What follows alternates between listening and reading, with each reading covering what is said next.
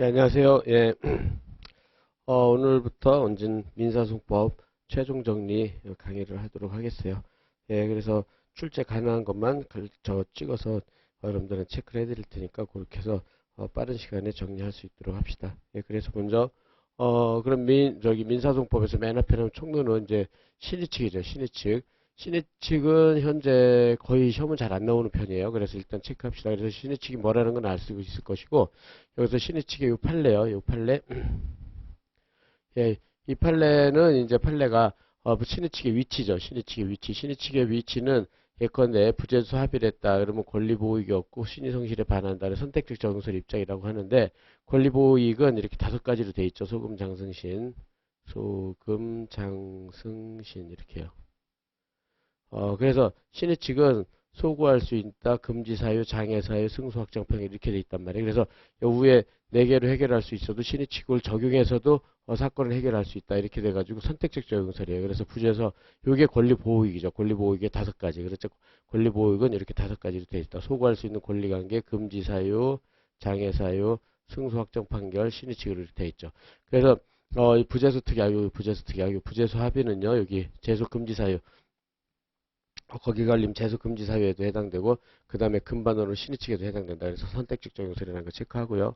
그 다음에 발현 형태에서는 여기서 부당형성, 선행에 무슨 후행의 금지. 여기서는 요 판례 하나 정도. 그죠? 선행행위로 추한 항소를 신청했다가 나중에 자기가 추한 항소 적법하다고 주장하고 나중에 부적법 주장하니까 딱 금반원에 걸리죠. 요 판례를 여러분들이 나중에 사례로 한번 체크할 수 있도록 판례랑.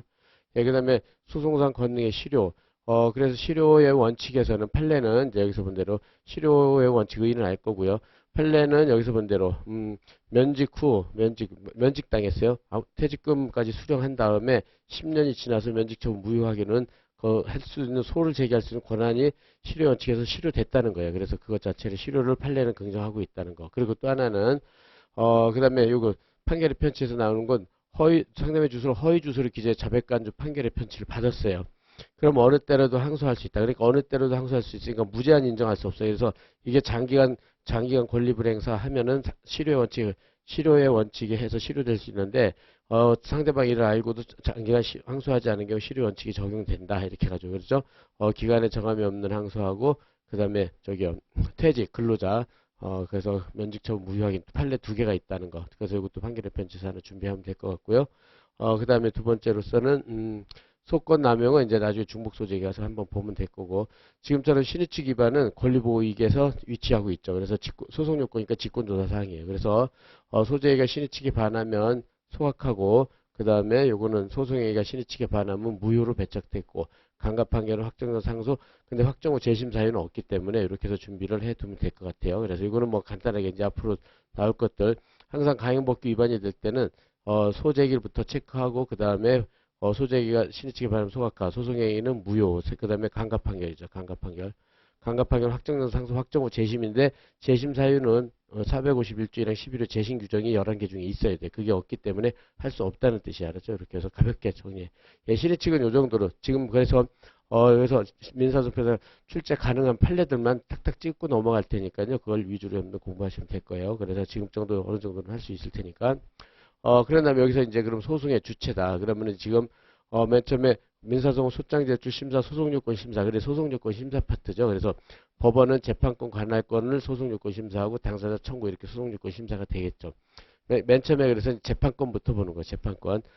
그러면, 여기서 재판권에서 문제가 나올 수 있는 거는 요거요. 외국 국가의 재판권을 인정할 수 있느냐. 우리 판례는 외국 국가의 주권적 행위는 다른 국가 재판권 면제, 재판권이 안 미친다는 거지만 주면 3위, 사법적 행위에 대해서는 재판권 면제되지 않고 미친다고 보는 거예요. 그래서 주면 앞자 따서도 잘 체크해 놓고요. 그다음 주권적 행위는 미치고 그 다음에 주 면제된다. 그러니까 미치지 않는다. 그러나 사법적 행위는 미친다. 이렇게 보는 거죠.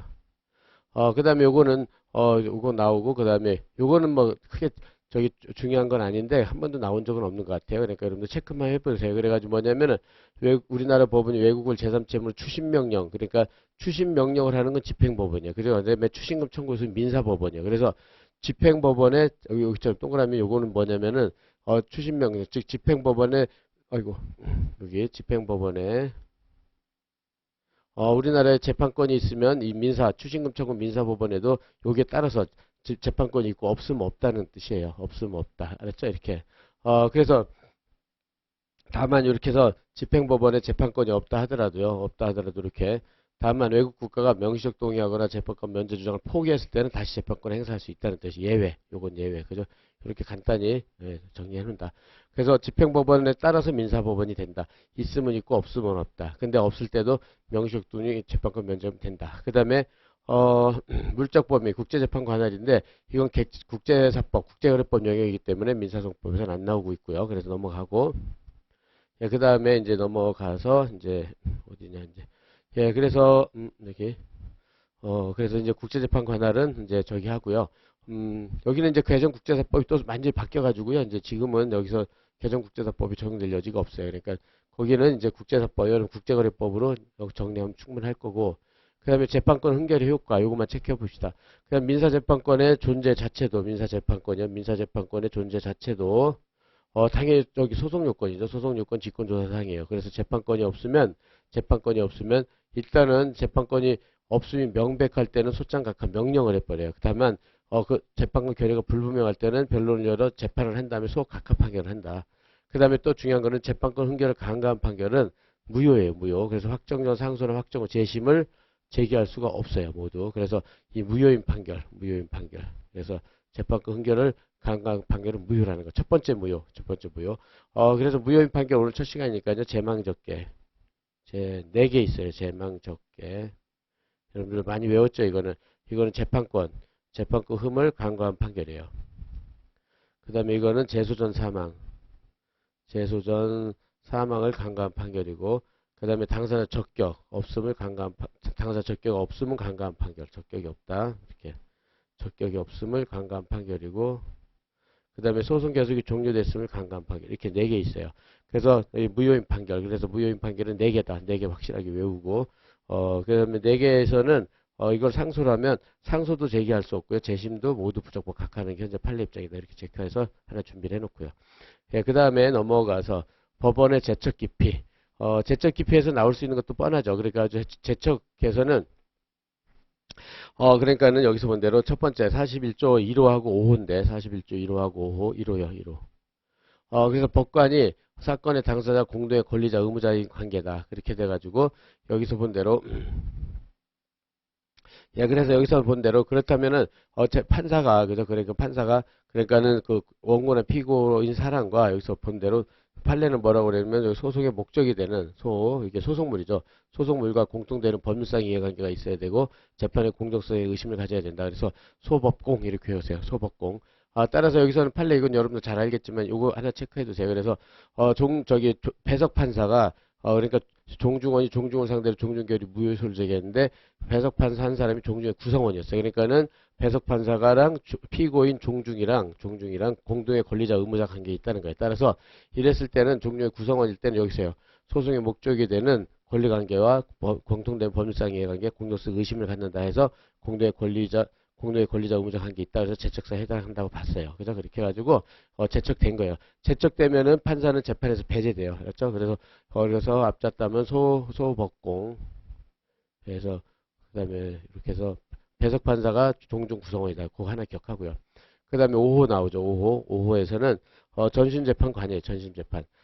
그래서 이제 판사가 그러니까 1심의 재판장이 2심의 똑같은 당사자 재판장이 됐다. 그러면은 2심 재판장이 1심 전심에 재판에 관여를 한 거죠. 그죠? 이렇게 됐다. 이렇게 돼가지고 본다. 그렇게 해가지고 전신 재판 관여. 그래서 전심이란 직간접 하급심이고 그 다음에 재판은 본안에 관여를 해야 돼요. 그 다음에 관여는 실질적 관여를 해야 된다. 그 다음에 동일 사건. 요건 여러분들 요건은 여러분들이 지금쯤은 어느 정도 다 외우리라 보고요. 그러니까 어느 문제가 나올 건을 체크하는 거니까. 그래서 지금 본 대로 그렇다면 인정 범위에서는 이때 재심 소송하고 확정 판결. 요거는 지금 외우세요.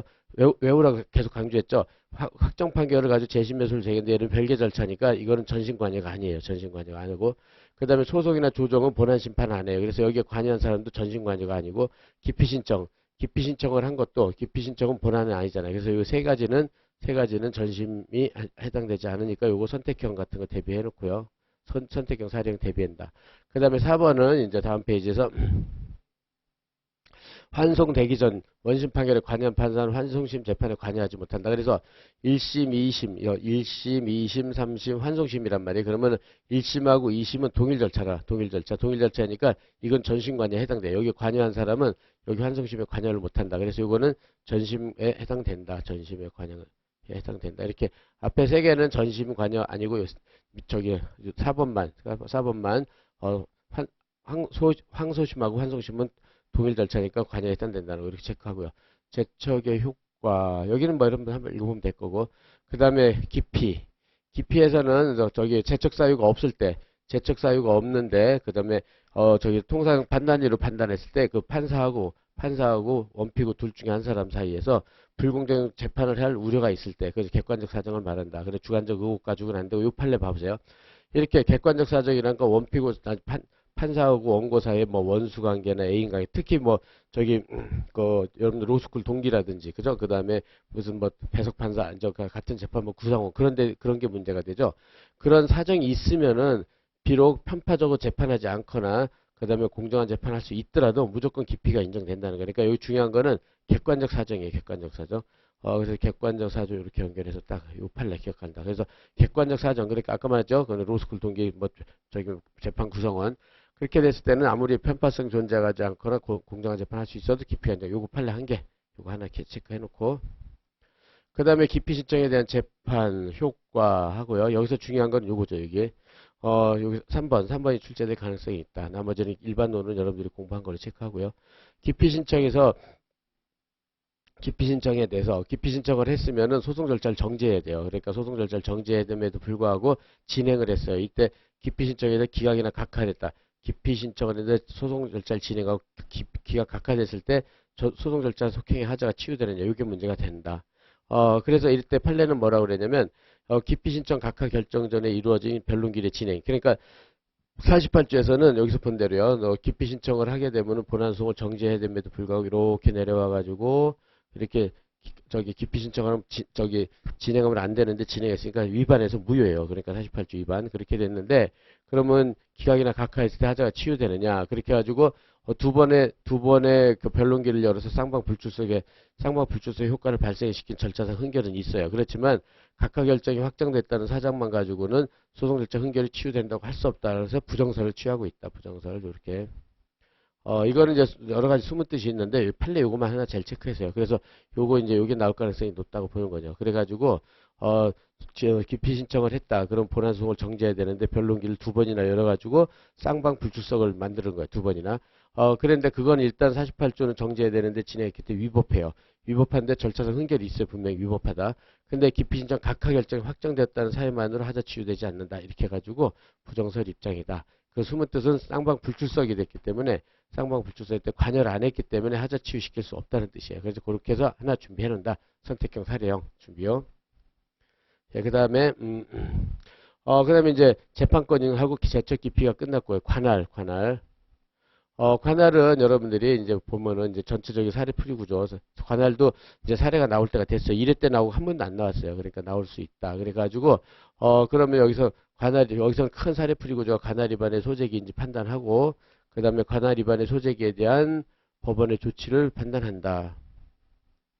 그러면 관할 위반의 소재기인지 판단할 때는 일단 관할을 나누는 거죠. 법정 관할, 법직어, 그 다음에 지정 관할, 거동 관할 이렇게 나오고 법정은 직사토, 직분 사물 토지, 그죠? 그 다음에 그 다음에 거동은 합의 관할, 변론 관할 이렇게 돼 있어요, 그죠? 근데 직분 관할은 여기서 이거는 배당되므로 관할 위반의 소재기 없어요. 그래서 수소, 집행, 단독, 합의, 신급 여기 세 개가 있어요, 이렇게 세 개.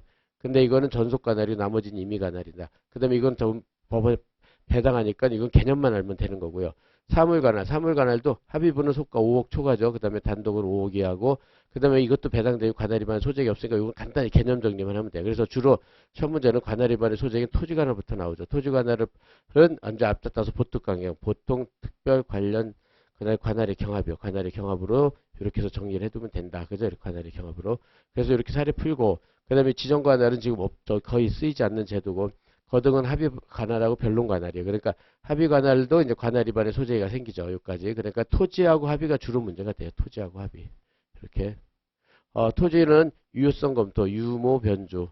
유효성, 모습, 변동, 주관적 범위. 그 다음에 하고, 그 다음에 보특, 간경, 유무, 변주, 이변. 그죠? 변이. 이렇게요. 예, 이렇게 해서. 그래서 관할 위반의 소재가 있을 땐 변론기를 열은단 말이에요. 그래서 관할 위반을 하지 않고 본안 변론을 했을 때는 변론 관할이 생겨서 하자 치유돼요. 근데 변론 관할 위반에 항변을 하면 이송이 된다. 그래서 변이. 그래서 10개로 외우면 돼요. 보특, 간경, 유무, 변주. 이렇게 보특, 간경, 유무, 변주, 변이. 이렇게 해서 여러분들이 관할을 그 정도 그걸 위주로 공부할 거다. 그렇죠? 그렇게 된다. 그렇게 해서 지금 본 대로 예, 법정 관할. 그렇다면은 여기서 본 대로 법정 관할은 아까 말한 대로요. 법정 관할 중에 직분 관할은 거기에 이제 아까 말한 대로 그 세 가지 있거든요. 수수법원, 집행법원, 그 다음에 단독 합의, 그 다음에 신급 관할이란 말이에요. 그것만 전속 관할이다 이렇게 체크하고요. 그 다음에 사물 관할, 소송 목적 합의 이건 단순한 게 하면 되겠죠. 그렇게 해가지고 일단은 합의 사건은 5억 초과예요. 5억 초과, 초과예요, 초과. 그 다음에 5억 이하는 단독하여. 그 다음에 이것도 재정 사건. 그러니까 이거 5억 이하라도 이건 재판장이 정해가지고 합의부를 하기로 하면 그게 우선되고 단독도 마찬가지예요.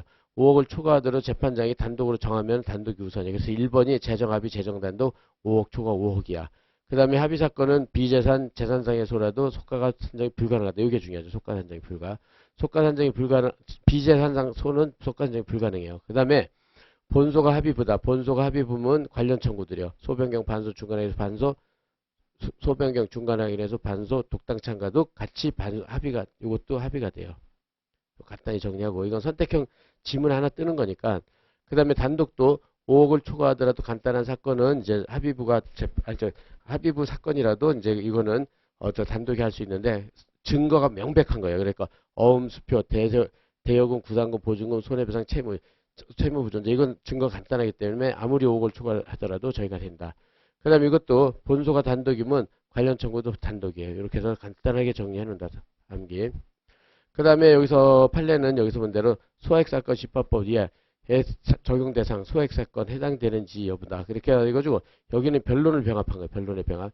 변론의 병합은 청구 병합이 아니에요. 그러니까 일단독 A와 B 사이 갑을 사이에 그 다음에 2천만 원 저기서 B가 또 다른 사건으로서 A 사건 B 사건은 갑을 있었는데 이거를 변론의 병합을 하는 거는 것은 청구 병합이 아니야. 그러니까 두 개 사건을 그냥 따로따로 한 재판부에서 재판한다는 뜻이에요. 그래서 저기 둘이 합치면 4천이잖아요. 그러면 4천이면은 5천이잖아요. 5천. 그렇다고 그래서 이게 그 소액 단독이 아니라 중액 단독으로 가냐? 그렇지가 않아요. 이건 전부 다 소액 단독이라는 거예요. 그래서 요 합산액의 소액 사건, 합산액의 소액 사건을 초과했다 하더라도 소액 사건 변함이 없다. 그러니까 이건 알겠죠? 저 청구 병합이 아니에요. 두 개 사건을 그냥 같은 재판부에서 재판하는 뿐이다. 이렇게 보고요. 그 다음에 이제 청구병합은 합산의 원칙이에요. 청구가 여러 개 있다. 청구병합 속가산정은 합산이 원칙이에요. 그래서 왜냐면 여러 청구의 경제적인 독립 별개 있던 단순병합은 합산을 하고요. 예외적으로 흡수가 되는 경우가 있는데 예외적으로 흡수한다. 흡수가 됐을 때는 여러 개의 청구 경제적인 목적이 동일할 때, 경제 목적이 동일할 때, 그래서 중복되는 거. 이거는 선택 예비예요. 선병 예병. 그 다음에 목적 청구하고 그 다음에 목적 청구하고 수단 청구 중수. 그러니까 목적 청구에 수단 청구는 흡수를 하고 그 다음에 주된 청구에 부된 청구는 흡수를 해요. 그래서 원금의 이자 원금의 이자 같은 건 흡수가 되고 그 다음에 토지인도 건물청인데 건물청은 토지인데 흡수되고 그 다음에 중복청구는 선병 예병. 그래서 이거는 사례 일론적으로나 선택해으로 나올 수 있어요. 그래서 앞자 따서 하면 중수부 알았죠?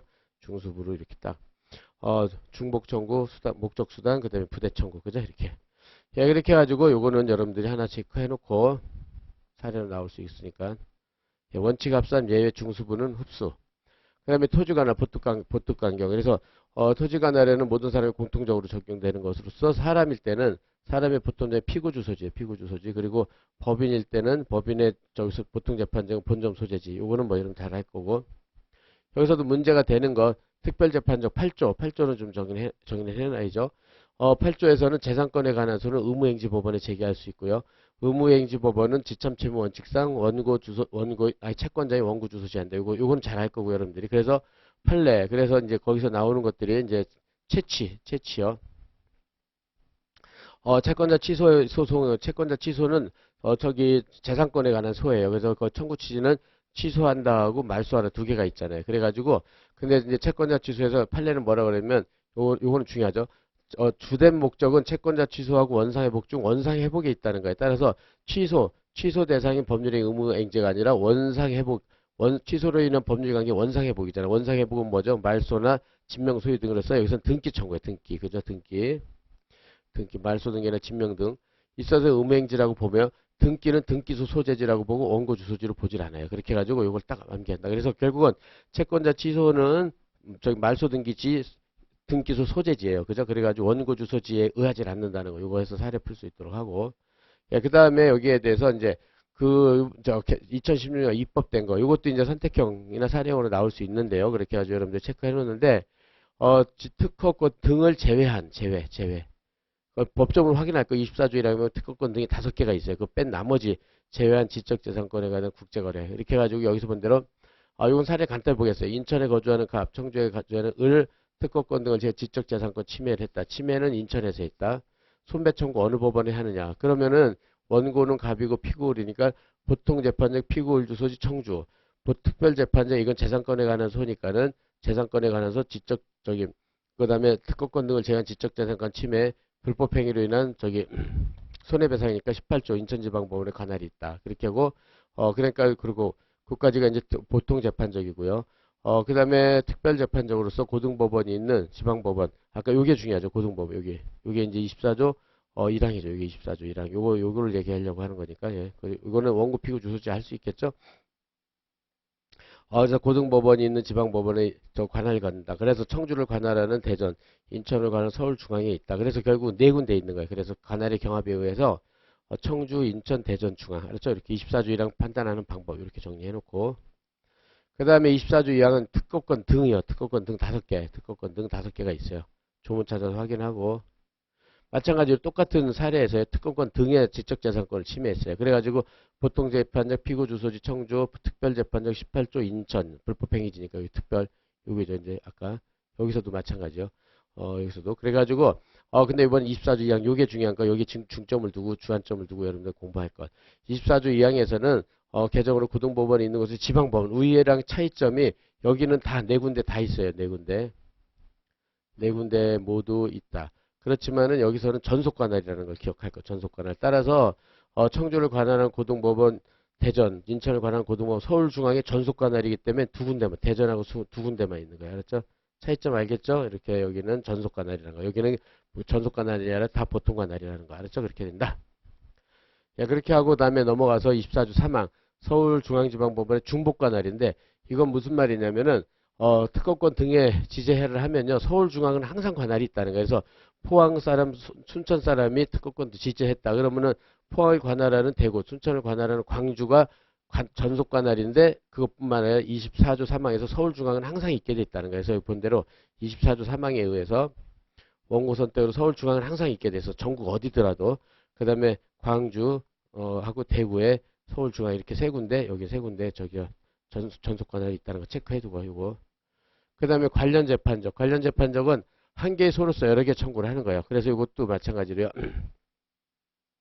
한 개의 소로서 여러 개 청구를 할 때 수수법원에 하나만 한 청구에 관할이 있으면 다른 관할 없는 청구에 관할을 만들어 주는 걸 말해요. 그 다음에 여기서는 여러분들 오히려 체크할 건데 그 다음에 여기 또 주관적 병역 관련 재판적 1항 2항 그래가지고 여기서 보면은 한 개의 소로서 여러 사람이죠. 여기는 여러 개 청구 여기는 여러 사람에게 청구를 했을 때 한 사람한테만 관할이 있으면 다른 사람한테 관할이 생기는 걸 말아요. 그죠? 다만 여기서는 요거 세 번째 요건 그러니까는 그렇다고 여러 사람 공동소유인데 공동소유 아무나 다 되는 게 아니라 65조 전문만 된다는 거. 공통 같은 원인에서 전문만 된다. 그렇죠? 이렇게. 그래서 여기서는 출제가 요게 유력하죠. 그렇게 해가지고 뭐냐면은 여기서 주관적 병역과 관련 재판 그리고 관할 선택권의 남용 관할 선택권의 남용 요게 출제될 가능성이 있다. 그래서 변호사 갑이 을사찰 소송 이인계약으로 생기는 소송은 일체 전주지방법원의 관할법원으로 합의를 했는데 여러분 공부할 때 알겠지만은 일체 전주지방법원만 관할로 하자 하는 합의는 전속적 합의로 의사가 분명한 경우를 찾아놓고요.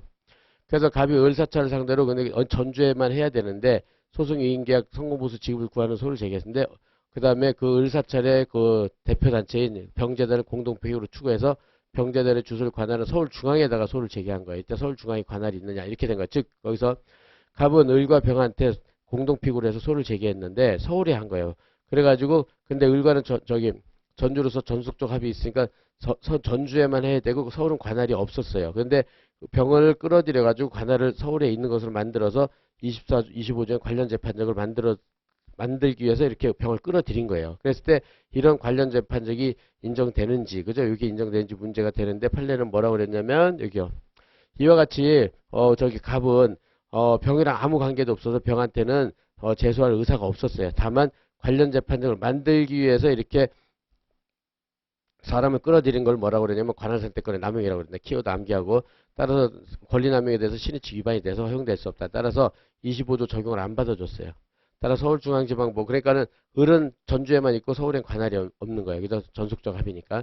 따라서 서울중앙지방법원은 어디로 저 을에 대해서는 관할이 없다. 그래서 대법원에서는 을에 대한 소송은 전주지방법으로 이송해 버렸어요. 이렇게 요거 하나 요거 중요하니까 준비하고. 예, 그 다음에 넘어가서 관할의 경합으로 관할 있는 부분은 모두 관할이 있다는 거. 그 다음에 이제 보특 관경이 됐고, 그 다음에 합의관할, 유무변주. 그 다음에 여기서 유무변주에서는 유효성은 이렇게 두 가지가 문제가 되는데, 먼저 관할 합의를 약관에 의해서 했을 때 약관. 그러면 어떻게 되냐면 그 관할 합의 조항이 약관이다. 그러면 여기서 대기업한테는 유리하지만 원거리 거주는 고객 불편할 때는 세 번째로 약관규제법에 고객의 부당 분리는 무효다. 이게 이제 기본 세트예요. 이게 기본 체크하고. 다만 요거는 이렇게 대기업의 유리 원거리 거주하는 고객 분리할 때는 무효인데 판례는 전속적 합의는 더 강조를 하고 있어요. 전속적 합의. 전속적 합의는 요거요. 저기 대기업한테 유리 원거리 거주하는 고객이 다 불편하다는 것만으로는 부족하다는 거예요. 부족하고 당사자가 지정을 하거나 그 다음에 사업자가 거래상 지위를 남용해서 건전한 거래 질서 훼손한다. 이렇게요. 그죠? 그때는 무효가 된다는 거야, 그때. 그래서 뭐 영업점 소재지를 이전한다든지 그런 건 무효가 된다. 어쨌든 요거 네 개 키워드를 요건으로 해놓는다. 알았죠? 그렇게 해가지고 여기서 본 대로 이렇게 대기업의 유리 원거리 거정 구개 불편한 것 뿐만 아니라 일방이 지정하거나 거래상 지위남용 거래질서 훼손 이렇게 딱 외울 것 같아. 그죠? 이럴 때는 전속적 합의관할이나 합의관할의 변동은 다 무효다. 이렇게 하고요. 합의관할의 조건 하나 하고 요건 요건은 보고 그 다음에 모습은 더하는 부가적 전속적인데 의사가 불분명한 판례 요거 기억하세요. 그래서 이렇게 관할 합의했는데 부가적인지 전속적인지 모른다. 요건 잘 나오죠. 따라서 법정 관할 중 하나를 법정 관할 법원 중 뭐 하나를 합의하면 전속적이고 그 외 법원을 하면 부가적이죠. 그 부가적 요거 체크하고 그 다음에 또 요거는 뭐 간단히만 체크해 보세요. 그 전속적 합의 관할 그러니까 이건 어느 나라 그러니까 예컨대 우리나라에서 전속적 관할 합의를 했는데 우리나라에서 그러니까 전속적 합의를 했다. 아까 본 대로 전주에다 했다. 그럼 전주에다 전속적 합의했으면 대구나 서울이나 이런 데가 다 관할이 없어지지만 다른 국가의 재판권까지 배제한다는 건 당연히 안 되겠죠. 그죠? 우리나라 안에서의 그 다른 법정 관할을 없애는 거지 다른 나라의 재판권을 없애는 건 아니에요. 그죠? 재판권을 없애는 건 아니다. 그죠? 그리고 또 채권 양도 요건 이제 뒤에 나오는데 요거는 외국적 요소가 있는 법률 관계. 그러니까 요 채권 양도를 했는데 외국 채권을 양도한 거예요. 외국 채권. 이랬을 때는 다른 국가의 재판권 관할이 설립될 수 있고 이 경우는 관할의 효력이 외국 채권의 양수인한테 미치지 아니한다고 본단 말이에요. 미치지 아니한다. 요게 이제 좀 이따 보겠지만 국내 채권 이제 비교해서 외국 채권을 양도받았어 우리나라에서 그러면은 이때 외국 채권에 무슨 관할 합의가 있으면 이거는 관할 합의의 효력은 양수인한테 미치지 아니하는데 국내 채권을 양도했다. 양도. 이랬을 때는 관할합의에 비교를 해서요. 이때 관할합의 효력이 미친다고 본다. 이렇게 미친다. 반대요. 그러니까 오히려 국내 채권 양도를 더 중시할 거다. 그랬죠?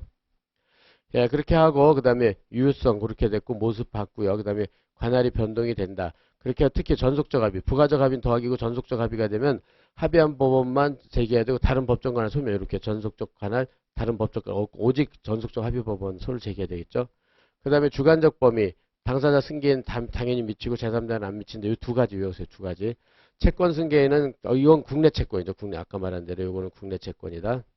국내 채권의 특정 승계인한테 관할의 합의에 효력이 미친다고 봐요. 그래서 권내 자정 그렇게 해가지고 채권 특정 승계에 미친다. 왜냐하면은 권리 내용 자유롭게 정할 수 있기 때문에 그죠? 그리고 동일성을 유지하면서 승계하기 때문이다. 권내 자정 동 이렇게요. 그죠? 권리관계 내용을 자유롭게 정할 수 있다. 그래서 그거를 그대로 동일성을 유지해서 이전되기 때문이다. 그렇지만은 물권 승계인은 부정을 해요. 물권 승계인은 왜 그러냐면은 이거는 네, 저기 관할합의의 제한을 받는 물권, 즉 물권 법정주의 키워드 이것 때문에 권리 내용을 자유롭게 변경할 수 없는 거예요. 그죠? 권리 내용 자유롭게 변경할 수 없다. 그래서 여기도 권자를 하나 쓰면 권리 내용. 그래 권내 자 여기서 여기 정할 수 있잖아요. 그죠? 여기는 정 쓰면 되죠. 자유롭게 정할 수 없기 때문에 왜 물권 법정주의 그죠? 이렇기 때문에 권내 자정 그게 키워드다. 그러니까 채권은 권내 자정 때문에 동일성을 유지해서 이전되기 때문에 된다. 물권 변동은 아니 물권은 권내 자정을 할 수가 없기 때문에 물권 법정주의 때문에 할 수 없다. 이렇게 딱 해서 외워둘 거야. 키워드 딱 정확히 권내 자정으로요. 그 다음에 변론 관할. 그래서 이제 변론 관할은 관할 없는 법원의 소재가 됐어요. 관할 없는. 그런데 이의 없이 변론한다 그랬죠. 아까 관할 없는 법원에 소를 제기했는데 관할 위반에 항변을 하지 않고 이의 없이 본안 변론을 구술로 했단 말이에요. 그죠? 이렇게. 그래서 이제 이런 거 그래가지고 이때 판례는 두 개가 있어요. 첫째, 피고가 변론 기일내 청구 기각만 구하고 청구 원인에 대한 답변을 다한 길로 미뤘을 때 본안 변론해서 변론관이 생기냐. 판례는 본소는 없고 반소만 있는데 어쨌든 본소 반소 똑같으니까 반소 기각 답변만 한 것은 간 거주고는 본안 변론을 해당된다고 해서 부정을 했어요. 그래서 이거는 판례 공통돼요. 판례는 이렇게 청구 기각 답변만 구하고 청구 원인에 대한 답변을 다한 길로 미뤘을 때는 전부 부정을 해요. 전부 부정한다. 이렇게 하고. 그 다음에 서면만 제출하고 불출석해서 진술간주, 진술간주. 이렇게 진술간주는 서면 제출하고 불출석했을 때 진술간주 되는데 이렇게 불출석하면 변론관에 생기질 않아요. 그래서 두 개가 부정돼요. 두 개. 알죠? 청구 원인 답변 다은 길로. 그 다음에 진술간주 부정 이렇게요. 그 다음에 넘어가서 그 다음에 효과. 그 다음에 변론관에 생겼다. 그 다음에 관할 위반에 소재게 된 법원의 조치 아까 봤죠. 아까 본 대로 관할 위반에 항변을 하면 이송 안 하면은 변론관에 생긴다. 그 다음에 관할 이송. 그 다음에 소송의 이송. 그 다음에 관할 위반에 의한 경우 이송 신청권이 인정되느냐 이렇게 돼 있죠. 관할 위반에 의한 이송 신청권 인정 여부에 대해서는 일단 우리 판례는요. 34조에서 보면은 판례는 법 규정이 없으면 절대로 인정하지 않아요. 그러니까 물론 98%한 두 개 정도 예외가 있는데 98% 부정을 해요. 그래 법이 없으니까 따라서 이송 신청을 부정한다. 따라서 이송 신청권 부정도 하면요. 여기서 그런 관할 위반을 이유로 이송 신청을 해도 이렇게 권리가 없으면요. 의무가 없어요. 법원이 재판해줄 의무가 없는 거예요. 의무가 없고 그 다음에 기각을 해도 상소를 못해요. 거부하는 신청을 해도 항고를 못해요. 그래서 항고를 각하해버려요. 그래서 또 마찬가지로 이거 이송 신청 기각 결정에 대해서 특별한 거도 특별한 거를 각하를 해버려요. 근데 여기서는 이번에는 여기서 또 하나는 여기서 본 대로 이와 같이 당사자한테 이송 신청권이 인정되지 않는 이상 상고심에서 항고심에서 당초 이송 결정을 취소하고 이송 신청 기각 결정을 했다. 거기에 따라 재항고에도 재항고도 각하예요. 그래서 여기는 항고 각하, 특별 항고 각하, 재항고 각하. 알았죠? 이 세 개. 그죠? 이 세 개. 이렇게 세 개 기억한다. 왜냐면 이송 신청권이 없으면 권리가 없으면 의무가 없다. 그러니까 저기 필요가 없죠. 그러니까 판례는 법이 없으면 인정 안 하니까 권리가 없어요. 그러니까 의무가 없고 기각하면 상소를 못 한다. 그래서 상소하면 전부 각하예요. 그래서 항고, 특별항고, 재항고 각하. 그 다음에 여기서 전속적 관할 합의가 있다. 그러면 전속적 관할 합의가 있다. 그럼 전속적 관할 합의가 있으면 오직 그 법원에만 소를 제기해야 되잖아요. 그죠? 있는 사건을 다른 법정관을 보면 재량 이송할 수 있냐. 즉 전속적 관할 합의가 있으면 법정관할이 소멸했어요. 소멸했음에도 불구하고 재량 이송할 수 있느냐 이렇게 문제가 되는데 이때 판례는 뭐라고 그러냐면 전속적 합의 관할 아까 전주같이 관할 합의가 있다. 그럼 전속 관할은 아니에요. 이거는 합의 관할은 항상 임의 관할이에요. 이렇게 임의 관할의 성격을 갖고 있기 때문에 공익성 필요에 의해 다른 관할 법원으로 이송이 가능하다. 즉 공익성은 언제냐면 현저히 지연을 피해야 돼. 35조는 현저한 지연이나 현저한 손해를 피할 때 할 수 있는데 현저한 손해를 피하기 위해서는 안 되지만은 공익상 필요, 현저한 지연, 그러니까 전속적 합의 관할 법원의 재판하면 현저한 지연이 일어난다. 그때는 공익상 필요가 있기 때문에 35조의 이송이 가능하다고 본다. 알았죠? 그래서 공익, 지연 이때만 가능하다는 것 체크해서 사례 선택 기억하고 있을 것. 그 다음에 이번에는 이거 아까 24조와 관련된 거 24조. 그렇다면은 여기서 24조 그래서 지적재산권을 제외한 지적재산권에 관해서 이송이 되느냐 이거 이송이. 그래서 이것도 간단히 보면요. 여기서 체크해 보면 아까 인천에 거주하는 청주에 거주하는 을이 있었는데 여기서 특허권을 제외, 요 제외요. 침해를 했다. 그래서 지적재산. 그래서 손해배상 청구를 인천이나 청주지방법원에 제기한 경우 이들 법원 다른 법원으로 이송할 수 있냐? 그럼 아까 본 내용으로 이때는 갑은 을한테 청주나 인천, 대전, 서울중앙에 네 군데 토지 관할이 있었죠. 그럼 인천에 소를 제기했다. 그러면 인천을 관할한 인천이나 청주에다 소를 제기하면요. 거기에 다른 관할 법원, 그러니까 지적재산권의 관할 법원인 대전이나 서울 여기다가 이송할 수가 있어요. 그래가지고 알겠죠? 그래서 요 24조 1항하고 36조 1항이랑 연결이 돼 있어요. 그래가지고 36조 1항이랑 연결을 해서 알았죠? 인천이나 청주했다. 그러면은 서울 대전으로 이제 그 관할 고등법을 관할하는 지방법을 이송할 수 있다는 거. 그다음에 36조 3항 요거는 거꾸로 이송이에요. 거꾸로 이송. 즉 여기서 아까 본 대로 사망은 24조 뭐랑 연결이 됐냐면 24조 2항 사망이랑 연결이 돼 있어요. 2항 사망. 그래서 아까 본 대로 포항에 거주하는 갑, 순천에 거주하는 을, 특권권 등이요. 등의 지적재산권 포항에 침해했대. 어느 법원에 소를 제기할 수 있는가. 이랬을 때는 어디에다 할 수 있냐면은 세 군데다 할 수 있다고 그랬어요. 그죠? 광주, 대구, 서울중앙에 전속관할. 이랬을 때 이 전속관할 법원이 다른 법원으로 이송할 수 있냐. 그때도 아까 먼저 35조에 이어서 요것도 35조도 아까 현저한 손해나 지연을 피해서 이송할 수 있다고 그랬잖아요. 이거에 의해서 36조 지금 사망도 이렇게 전속관할 법원이 광주, 대구, 중앙에 있으면 원래 전속관할에서는 이송을 못 하거든요. 근데 법이 인정을 하고 있어요. 그래서 그 법원 서울중앙 대구나 지방에서 재판은 현저한 손해나 지연이 일어나면은 어디요? 그러니까는 여기 세 군데. 그러니까 순천, 포항, 그죠? 그러니까 순천이나 포항으로 할 수 있다는 거예요. 그래가지고 어디나 세 군데. 그러니까 광주, 대구, 서울, 중앙 중에 전속관 어디다 했다. 그러면 거기서 재판하는 현전 손해 지연을 피하면 순천이나 포항으로 할 수 있다는 거예요. 이거 정확히 기억하고요. 그 다음에 전속관할 위반의 이송 결정이 기속력. 그럼 이송 결정을 하면 기속력이 있어요. 기속력이 있기 때문에 이송받은 법원은 반드시 재판을 해야 된단 말이에요. 근데 이때 이송받은 법원에 그러니까 잘못된 이송 결정이라도 기속력이 있기 때문에 이송받은 법원이 본안 심판을 해야 돼요. 이때 문제가 되는 것은 전속관할 위반의 이송 결정도 기속력이 있느냐. 그래서 판례는 요게 원칙인데 전속관할 위반한 이송 결정도 기속력이 있다고 보는데 문제는 여기에요. 여기. 신급관할 위반한 이송 결정이에요. 신급관할 위반한 이송 결정. 그래서 신급관할 위반해서 이송한 경우 상급 법원으로 잘못 이송했어요. 그러면 기속력이 미치면 신급액을 박탈하게 되므로 상급 법원은 기속력이 미치지 않는다고 봐요. 그러나 하급이나 동급 여기 빠졌는데 동급 여기 좀 하급이나 동급 여기 하급이나 동급 이렇게 해봅시다. 동급 법원에서는 기속력이 미치면 소송경제 반하잖아요. 그렇기 때문에 하급이나 기속력은 동급에 미친다. 그래서 단순 한계하고 사례 대비해야 될 것. 그죠? 선택 대비. 그래서 신급관할 위반만 잘 외우면 돼요. 신급관할 위반에서 잘못해서 재판할 걸 상급심으로 이송했어요. 이거는 기속력이 없어서 반송할 수가 있고요. 왜? 여기 신급이기 때문에 그렇고. 그 다음에 하급이나 동급 법원으로 잘못 보냈다. 이랬을 때는 기속력이 있기 때문에 그대로 재판을 해야 돼요. 그래서 단순한 게 알았죠? 이거 잘 준비해 놓는다. 그렇게 하고 그 다음에 넘어가서 지방법원 항소부.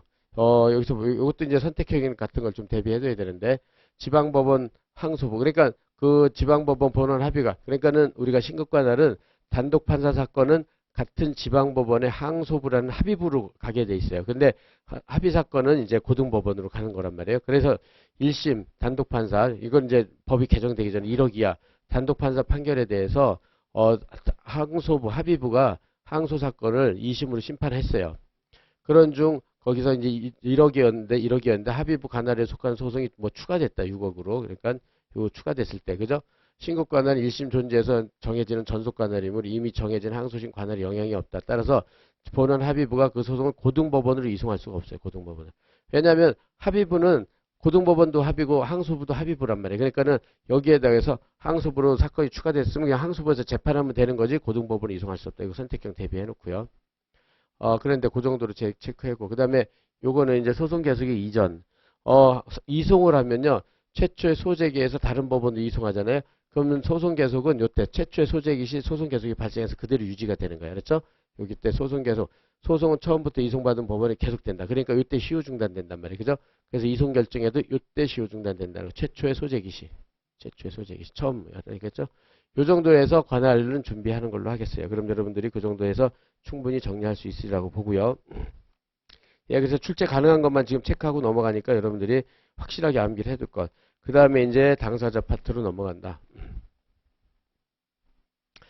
당사자 확정. 그래서 당사자는 맨 처음에 당사자 표시하고 소송 수행한 자가 다를 때는 확정을 먼저 해야 돼요. 그래서 확정은 논점 확발관이에요. 확발관.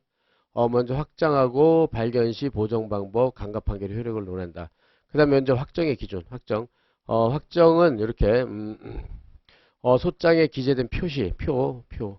그 다음에 청구의 내용과 표시와 청구의 내용과 원인, 내용과 원인, 그죠? 표현의 원, 그죠?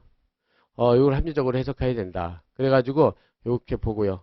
따라서 재수선 사망했을 때는 사망한 거를 모르고 했을 때는 사망자 상속이다. 이거 실적 표시설 입장인데 일단 요건 뒤에 요 재수선 사망 것을 쓰고 이런 답안지에는 요까지만 쓰면 돼. 표현의 원, 그죠?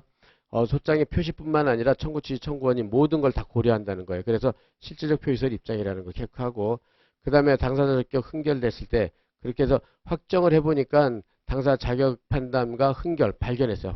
발견 시 조치. 그랬을 때 당사자 자격, 확정된 당사자를 기준으로 항상 확정한다면 그 사람의 자격이 뭐냐면 당사자 능력, 적격, 그 다음에 소송 능력이란 말이에요. 그죠?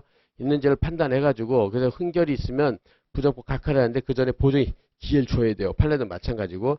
따라서 이런 보정 조치 없이 오히려 소각하는 거, 이게 잘못된 거. 보정을 반드시 해줘야 돼. 그죠? 그렇게 된 다음에 그건 보정 방법. 이 보정 방법을 암기해야 되겠죠. 그래서 이렇게 확정된 당사자와 바꾸려는 당사자 사이에 동일성이 인정된 표시 정정. 그 다음에 동일성이 인정되지만 소송 계속이 있으면 소송 승계. 그 다음에 동일성도 인정되지 않고 소송 계속이 없으면 임당변 중 피고 경정으로 바꿀 수 있다. 그래서 여기서는 주로 표시 정정, 소송 승계, 피고 경정인데 두 개 가지고 표시 정정하고 피고 경정 가지고 한다. 이렇게 체크를 해놓고요. 그 다음에 예, 그럼 당사자 표시 정정, 당사자 표시 정정. 그래서 이제 그러니까 여기서 당사자 확정 파트에 처음에 나오는 게 표시 정정인데요. 확발관으로 한다. 즉 여기서 원고가 피고 이름이 박종선인데 박종의로 잘못 기재된 거예요. 선인데 의로. 이때 소재기를 했는데 그래서 박종의로 소재기를 한 거예요. 이때 표시 정정 허용되는지 판결이 확정되지 확정 판결 효력이 미치는 자인데 이때 선인데 박종의로 잘못 쓴 거예요. 그랬을 때 판례는 뭐라 그러면 실적 표시설 입장에서 잘못 기재된 당사자와 동일성 인정되는 자. 그러니까 잘못 기재된 박종의잖아요. 동일성 인정되는 자를 당사자로 본다. 즉 박종선으로 확정되는 거예요. 박종의가 아니라. 그래서 이거 발견을 했다. 그럼 확정된 당사자는 박종선인데 또 박종선을 바꾸잖아요. 그죠? 그렇기 때문에 박종의를 박종선으로 바꾸는 거는 실질적으로는 확정된 당사 박종선을 박종선으로 바꾸니까 이렇게 동일성이 인정된단 말이에요. 동일성이 인정되기 때문에 표시정정으로 바꾼다. 이렇게요. 확발. 여기서 확정. 그 다음에 발견시 조치. 그 다음에 만일 간과했다. 간과했으면 이때 그러니까 박종선인데 박종의로 판결이 난 거예요. 본안 판결이 박종의로. 이랬을 때 그 잘못 표시한 판결이 당연무효라고 볼 수 없다. 유효. 그 다음에 확정 판결의 효력은 아까 본 대로요. 잘못 기재된 당사자 동일성이 인정되는 그런 당사자 박종선이잖아요. 박종선. 선한테 효력이 미친다. 그래서 판결의 효력이 미친다. 하는 입장이다. 이 판례 잘 기억해 보세요. 그렇죠? 그래서 박종이라고 강압 판결 나도 박종선한테 판결 효력이 미치고 유효하다고 보는 거예요. 유효. 알았죠? 이렇게 보고. 그 다음에 당사자 능력 없는 사람을 당사자 잘못 표시를 했을 때 이때요. 그럼 여기서 본 대로 판례는 당사자 능력 없는 사람. 이것도 기억하세요. 행정관청, 지점, 학교. 이렇게 학교가 판례가 많은데 여기 있는 당사자 능력이 없는 사람을 당사자 잘못 표시했어요. 그럼 이때 키워드는 소장의 전치를 합리적으로 해석해서 올바른 당사자 능력자. 이것도 키워드 두 개. 소장의 전치지 올바른 당사자 능력자인 행정관청 국가, 지점은 본점, 학교는 설립자로 확정이 돼요. 여기서도 발견시 조치. 실질적 표시설의 입장에서 여기서도 본대로요. 실적 표시설 입장에서 확정된 당사자는 표시된 사람이 아니라 실질적 당사자 얘네들이란 말이에요. 따라서 확정된 당사자고 얘로 바꾸자. 확정된 당사 바꾸는 당사 동일성 인정된단 말이에요. 그죠? 이렇게 실적 표시설 여기서 따라서 올바른 당사자 능력자로 확정되고 동일성이 인정된단 말이에요. 그러니까 표시정정이 판례는 일관되게 표시정정을 취하고 있다. 그렇죠? 그 다음에 여기서 당사자 능력 없는 사람, 즉 행정관청, 지점, 학교를 없는 사람은 없는 사망한 사람을 상대로 한 판결 무효라는 판례. 요것만 있어요. 요것만 있다. 재소전 사망 판례. 왜냐면 소재기 했을 때 사람이 죽은 건 모를 수가 있으니까. 그렇지만 당사자 능력 나머지 행정관청, 지점, 학교는 판사들이 이건 다 소를 각하해버린단 말이야. 소를 각하. 소를 각하하지 여기에 대해서 간과하고 본안 판결을 내릴 수가 없어요. 그죠? 소를 각하하지 본안 판결 불가. 그렇기 때문에 이런 판례는 나오질 않아요. 그러니까 이거는 뭐 무시해도 돼요. 그래서 확발까지만 하면 돼요. 그래서 확정된 당사자 그렇게 돼가지고 준비해 놓는다. 그죠? 당사 능력 없는 사람을 당사 잘못 표시했다. 확정. 그래 당사 능력이 있는 자 올바른 당사 능력자로 확정되고 바꾸는 방법은 동일성정당의 표시정정 이렇게 가볍게 체크해 놓는다. 그 다음에 여기서 이제 표시정정의 효과. 표시정정의 효과는 당사의 동일성이 유지된다. 표시정정 동일성이 유지되잖아요. 그러니까 소재기 효과 해서 당초 최초의 최초 소재기 시 시효 중단 효력이 그대로 미친다. 그 다음에 표시정정은 재소전 사망 이외의 경우에는 1, 2, 3심이 다 돼요. 근데 중요한 건 이거죠. 재소전 사망. 재소전 사망에서는 1심만 되고 2심, 3심이 안 돼요. 그러니까 재소전 사망 이외에는 1심, 2심, 3심이 다 돼요. 그러나 재소전 사망의 표시정정일 때는 1심만 되고 2심, 3심은 안 돼요. 이렇게. 단순 도식적으로 암기해라. 이렇게요. 그 다음에, 이번에 성명모용. 성명모용이 나오는데요. 성명모용도 확발간이에요. 성명모용도 확발간. 그래서 먼저 성명을 모용했다. 그렇죠? 그래서 성명모용에서 당사 확정. 이것도 마찬가지로, 소장의 표시 플러스 표내원이라고 그랬죠? 표시와 내용과 원인을 종합적으로 고려한다. 실적 표시설이다. 따라서, 이렇게 돼가지고,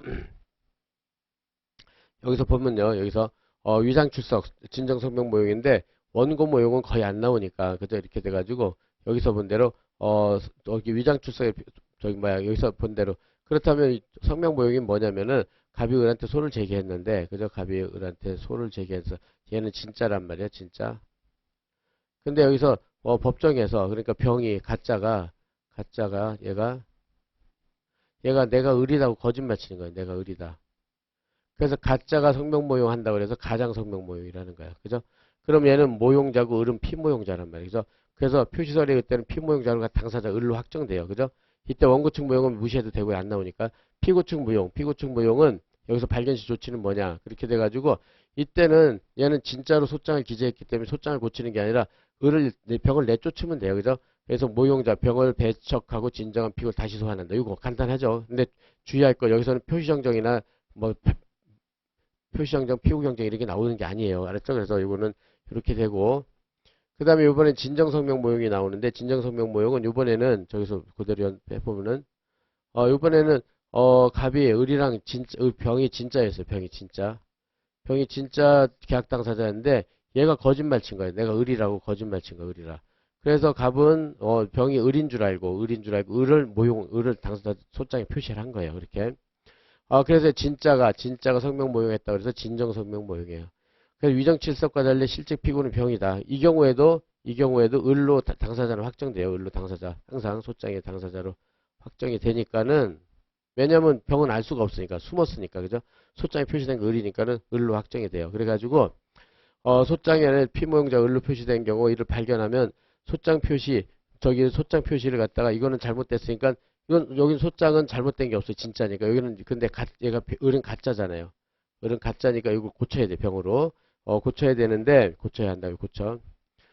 딱 이 경우에도 피모용자 을로 확정되고 모용자 병으로 바꾸니까는 이때는 당사 동일성이 없으니까 표시경정 안 되고 소송 승계도 없으니까 소송 승계도 안 되니까 피고 경정이 간다.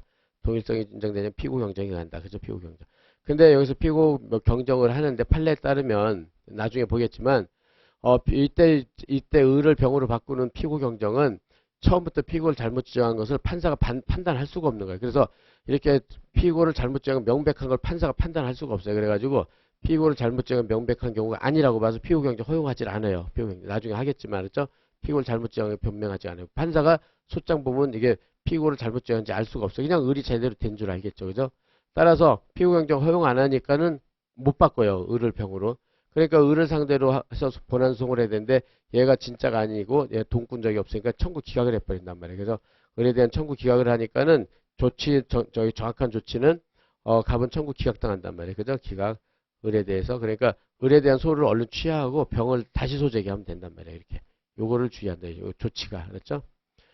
그렇게 해가지고 이렇게 이제 진정성명 가장성명 진정성명 모형 체크해 놓고요. 그런 다음에 강가 판결. 강가 판결은 성명 모형과 강가 판결은 무효는 아니에요. 제망적게 안 걸리니까 유리하지만 위법하다. 그죠? 그렇지만은 여기서는 그래서 그렇게 그런데 이제 피모용자는 그 판결이 졌어요, 을이. 그럼 을은 자기는 돈 꾼 적도 없는데 패소했어요. 그럼 어떻게 하겠어요? 그러면은 이 병이 무권 대리를 했죠. 을이 대리권 준 적이 없는데 몰래 그 을 대신 몰래 자기 거짓말 시켰으니까 요거 무권 대리를 이유로 확정형 상소나 확정 후 재심으로 이를 취소할 수가 있어요. 요렇게. 그다음에 무권 대리가 제일 많이 나온다 그랬죠. 무권 대리 흠을 간과한 판결 확정형 상소 조문의 10것 사의사조이랑 4호 확정 후 재심 4, 5, 1조이랑 3호 확실히 외우고요. 그 다음에 이제 재수전 사망자 상대, 재수전 사망. 그리고 요게 제일 출제가 가능하다고 그랬죠. 그러니까 요게 제일 중요하다, 이렇게.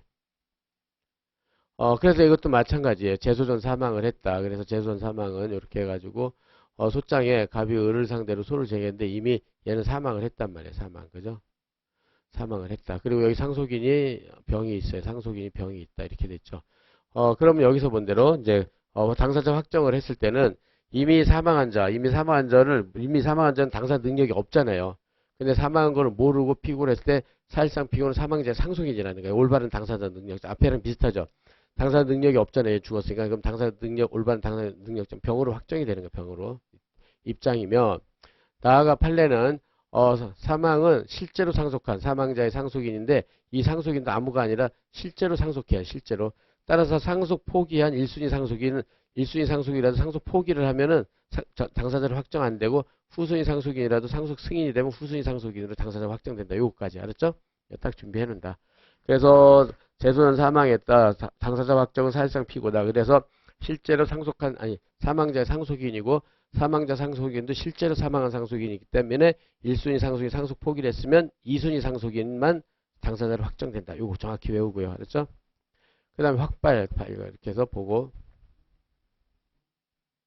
그렇다면 이 경우 판례에 의하면 상속인으로서 병이 당사자로 확정됐다. 그래서 당사자 표시가 잘못됐다. 이를 보정하지 않으면 그러니까 을이 죽었잖아요. 얘는 당사 능력 없어 소를 각하란 말이에요. 얘를 병으로 보정해야 되는데 보정하지 않으면 당사 능력 없어 소를 각하하는데 그 전에 보정의 기회를 준단 말이에요. 그 첫째 여기 아까 본 대로 사망 사실을 모르고 갑은 을을 피고로 했어요. 소를 제기했는데 여기에 대해서 소제기 전에 사망을 했고 상속에서 병이 있어요. 이랬을 때 그저 이렇게 사망을 모르고 사망자를 피고로 표시 소제기 실적 피고는 사망자 상속인 병이고 그 다음에 바꾸려는 당사자 병이잖아요. 그죠? 그러니까 여기서 상속인은 병이고 바꾸려는 당사자 병이죠. 그럼 동일성 인정되잖아요. 그래서 동일성 인정된다. 그래서 표시정정으로 하면 돼요. 동일성 인정. 병을 병으로 바꾸니까 동일성 인정. 알았죠? 그런데 두 번째, 이번에는 이제 상속 포기 사례인데, 갑이 을을 피고로 해가지고, 갑이 을을 피고로 하여 소를 제기했는데, 을이 이미 재수전 사망을 했단 말이에요. 근데 1순위 상속인이 상속 포기를 했어요. 그리고 2순위 상속인이 정이 상속 승인했다. 그러면 정으로 당사자로 확정이 되는 거예요. 그래서 지금대로 사망자 상속인은 실제로 상속한 사람이다. 따라서 1순위 상속인이라도 상속 포기하면 안 되고, 후순위 상속인이라도 상속인이 됐단 말이에요. 따라서 확정은 정으로 돼 있고 바꾸려는 당사도 정이니까 이건 동일성 인정되잖아요. 그죠? 동일성 인정되니까는 동일성 인정되니까 따라서 표시정적으로 또 바꾸는 거예요. 이것도. 그죠? 이렇게 정확하게 사례 바꾸면 된다. 그렇게 하고 다음 페이지에서 여기서 여기 이번에는 표시정적으로 바꾸면 된다. 이번에는 을이 재수전 사망했어요. 재수전 사망했는데 이번에는 제1상속인 병이 있었는데 을을 상대로 소를 제기한 게 아니라 갑은 1순위 상속인 병을 피고로 소를 제기했어요. 여기 차이점 2번 3번 2번은 을을 상대로 소를 제기했고 여긴 병을 상대로 소를 제기한 차이점이 있는 거예요. 근데 을이 상속을 병이 상속 포기를 했을 때 정이 상속인을 됐을 때 이때는 어떻게 되느냐. 이것도 마찬가지로 아까 본 대로 이 경우도 당사자는 누구로 확정되냐면 실제로 상속한 그죠? 실제로 상속한 사람이니까는 상속을 포기한 병은 상속인으로 확정되지 않고 적법한 상속체물 2순위 상속인이 상속인으로 당사자로 확정이 된단 말이에요. 표시 잘못이 있다. 그래가지고 여기서도 정을 확정된다는 정이고 바꾸는 당사자 정이니까 동일성 인정되게 표시 정정을 하는데 여기서 중요한 건 이거예요. 중요한 거. 이 판례는 뭐냐면은 여기서 본 대로 이렇게 그 판례도 딱 판시가 변경 전후 당사자 동일성이 인정된다. 그럼 표시 정정을 해야 된단 말이에요. 동일성이 인정돼서 표시 정정으로 대상으로서 성질을 지는 이상 비록 피고 경정 신청을 해요. 실제 판례에서 피고 경정, 표시 정정을 해야 되는데 이때 피고 경정 신청을 했다 하더라도 표시 정정의 성질과 효과를 잃지 않는다고 보아서 표시 정정으로 무효행위를 전환해 준 거예요. 그래서 요거 중요하다. 그러니까 이게 제일 출제 가능해요. 표시정정으로 바꿔야 되는데 피고경정 신청을 했다. 이게 원래는 표시정정 신청을 안 받아줘야 돼. 아니, 피고경정을 각하해야 돼요. 근데 표시정정으로서 성질을 갖고 있기 때문에 표시정정으로서의 성질과 효과를 일치한다고 보는 거예요. 그래서 알았죠? 이렇게 해서 요거 주의한다. 이렇게 해서 확발까지 했고요. 그 다음에 강갑 판결. 그러면 여기서 강갑 판결에서는 이때 그럼에도 불구하고 발견해서 고쳐야 되는데 강과 을로 판결을 했다. 그렇다면은 판결이 효력이 미친 이건 별로 안 중요하고 뭐 송달이 무효다 이렇게 보는데 오히려 요거 2번이 중요하죠. 이건 죽은 사람한테 송달은 당연히 무효죠. 뭐 이렇게 보면 되고 이게 중요하죠. 강간 판결, 제도전 사망을 강간 판결. 그러면 이때 사망자를 피고 소재에게 오고 이 당사자 대립구조. 민사소법 제일 중요한 게 이 당사자가 대립돼야 돼. 이렇게 갑과 을이. 근데 을이 죽었잖아요. 을이 죽었으니까 여기가 이 당사자가 없잖아요. 그죠? 그러니까 이당 대립을 간과했으니까 실질적 소송관계가 성립될 수 없잖아요. 그래서 당연 무효다. 그랬죠? 키워드 2개. 대립 당사자 구조. 그 다음에 실질적 소송관계 이루어질 수 없다. 이렇게. 예, 이렇게 해서 중요하고요. 그 다음에 이번에는 재소전 소재기 후. 그러니까는 요 소재기 소장 제출했죠? 소장 부분 송달 전. 그러면 소송 계속이 발생했는데 그 전까지도 재소전 사망으로 해요. 판례는. 그 전까지도. 알았죠? 그래서 재소전 사망자의 강간한 경우에 대한 법리는 소재기 후 소장 부분 송달 전 피고 사망한 경우도 그대로 적용된다. 알았죠? 그렇게.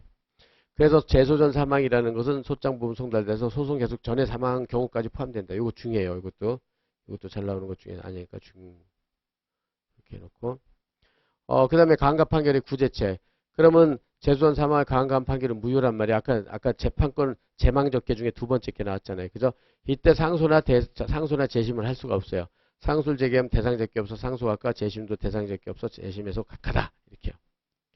예, 여기까지 하고 그 다음에 변종호. 이거는 소송 계속 변론 종결제는 소송 계속 중 사망이고 변론 종결에는 변종 뒤 승계이냐. 이거 변종 뒤 승계. 요때 가서 하면 돼. 여기서 하는 게 아니라 이렇게.